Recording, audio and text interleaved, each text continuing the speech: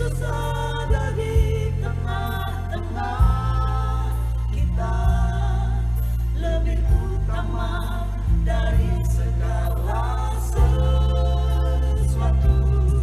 Doa untuk mengenal Kristus dengan benar. Dan aku selalu mengingat kamu dalam doaku dan meminta kepada Allah Tuhan kita Yesus Kristus, yaitu Bapa yang mulia itu, supaya Ia memberikan kepadamu roh hikmat dan wahyu untuk mengenal Dia dengan benar. Efesus 1 ayat 16b sampai 17. Sahabat Iktus yang dikasihi Tuhan, setelah seorang menerima Kristus, di hatinya akan tumbuh kerinduan untuk mengenal Dia dengan benar. Lalu pengenalannya akan Kristus terus bertambah, menjadi kerinduan yang utama baginya. Inilah pertumbuhan rohani yang sehat. Realitanya, banyak orang yang mengaku telah bertobat, bahkan menyebut dirinya sebagai pelayan, namun kerinduannya kepada Kristus begitu minim. Ia menjadi seorang Kristen yang begitu-begitu saja, hanyut dalam kesibukan pekerjaan Tuhan, tanpa pengenalan akan Tuhan. Sejak memiliki iman dalam Yesus Kristus, Rasul Paulus menjadi seorang yang sangat efektif dalam pekerjaan Tuhan. Giatnya melayani adalah buah dari pengenalannya akan Tuhan. Filipi 3 ayat 10 mencatat bahwa mengenal Kristus adalah keinginan tertingginya. Maka tidak heran Rasul Paulus ingin agar jemaat yang dilayaninya pun bertumbuh dalam pengenalan yang benar akan Kristus. Perikop yang kita baca adalah doa Rasul Paulus bagi jemaat di Efesus. Beberapa hal penting disampaikan pada bagian ini. Pertama, siapakah yang seharusnya mengenal Kristus dengan benar? Jemaat di Efesus adalah orang-orang yang memiliki iman dalam Yesus Kristus. Artinya mereka sudah percaya dan menerima Yesus sebagai Tuhan dan Juru Selamat, atau telah mengalami pertobatan sejati. Ayat 15a. Mereka pun menunjukkan kasih kepada semua orang kudus. Ayat 15b. Hal ini berarti bahwa mereka sudah terlibat dalam melayani Tuhan. Mereka berbalik dari hidup yang lama untuk melayani Allah yang hidup. Bandingkan 1 Tesalonika 1 ayat 9 dan ayat 10. Rasul Paulus tidak berhenti bersyukur bahwa mereka telah bertobat dan melayani. Ayat 16a. Namun tidak berhenti di situ. Rasul Paulus mendoakan jemaat di Efesus untuk mengenal Kristus dengan benar. Ayat 17. Mengapa ia mendoakan hal ini? Karena ternyata banyak di antara jemaat yang telah bertobat mengalami stagnasi, berhenti dalam pertumbuhan rohani. Ingatlah bahwa seorang yang sudah bertobat seharusnya terus bertumbuh, dan ukuran pertumbuhan rohani bukan pada kesibukan pelayanan, melainkan dengan mengenal Kristus secara benar. 2. Bagaimana caranya untuk mengenal Kristus dengan benar? Pengetahuan manusia terbatas untuk mengenal pribadi Kristus dengan benar. Karena itu dalam doanya Paulus meminta pada Tuhan Yesus Kristus supaya memberikan roh hikmat dan wahyu. Ayat 17b. Kita menerima pewahyuan roh di dalam firman. Roh hikmat adalah roh yang sama yang memberi inspirasi kepada para penulis kitab suci.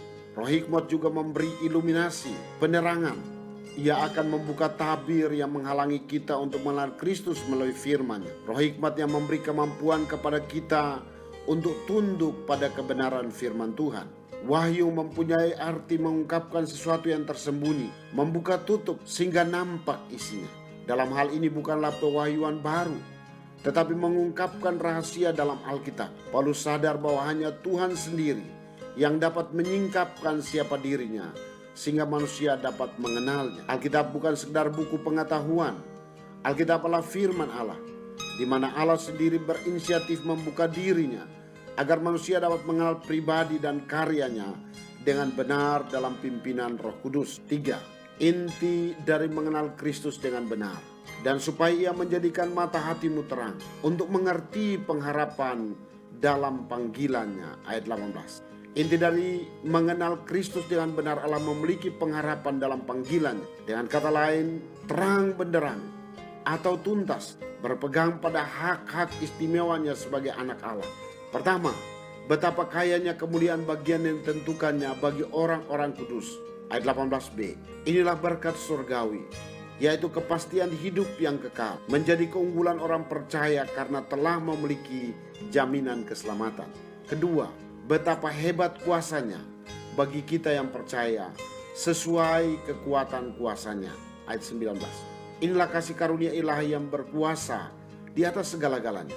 Kekuatan kuasanya mutlak diperlukan oleh setiap orang percaya agar terus berjalan dekat dengan Tuhan. Istilah betapa hebat menunjukkan kepada karya agung kebangkitannya yang telah menang atas maut, yaitu musuh terbesar manusia. Semakin seorang mengenal Kristus secara benar, ia dapat tetap kokoh berpegang pada Kristus dan melayani Dia. Tidak menjadi undur karena masalah, bahkan memiliki gairah yang tidak pernah mati karena mempunyai pengharapan kekal.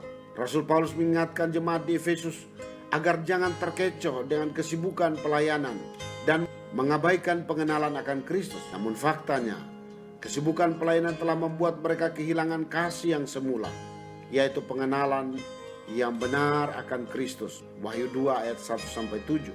Bagi Rasul Paulus sendiri, mengenal Kristus, Filipi 3 ayat 10, adalah energi untuk melayani Kristus.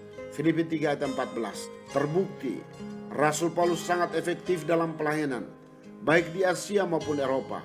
Bahkan surat-surat yang ditulisnya, 13 surat di Perjanjian Baru, menjadi berkat hingga saat ini. Sahabat Iktus, sejak hari pertobatan kita, seharusnya kita semakin mengenal Kristus dengan benar. Mengenal Dia adalah proses seumur hidup, semakin dalam dan semakin dalam. Berhenti mengenal Kristus berarti mengalami kemunduran rohani, bahkan dapat berakhir pada kematian secara rohani. Tetapi sebaliknya, bertumbuh dalam mengenal Kristus akan memperkokoh kita dalam perjalanan mengikut Kristus, bahkan memberi energi ekstra dalam pelayanan kita. Firman Tuhan yang membuat saya semakin mengenal Kristus. Karena itu saya membutuhkan roh hikmat dan wahyu, sehingga akal budi saya tunduk di bawah kebenaran firman Tuhan. Saya tidak lagi dikendalikan perasaan saya, melainkan pengenalan saya kepada Kristus membuat saya melihat kehidupan yang dipenuhi kemuliaan dan kuasa. Pengharapan di dalam Kristus membangkitkan gairah saya untuk melayani dan efektif menjadi berkat bagi segala bangsa.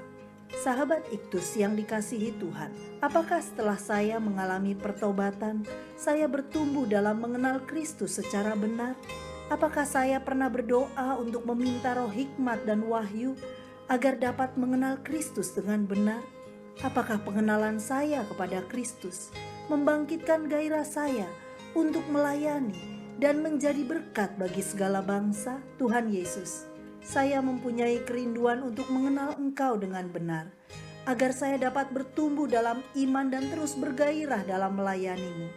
Karena itu Tuhan, berikanlah kepada saya roh hikmat dan wahyu. Jangan biarkan saya berhenti di satu titik untuk mengenal-Mu.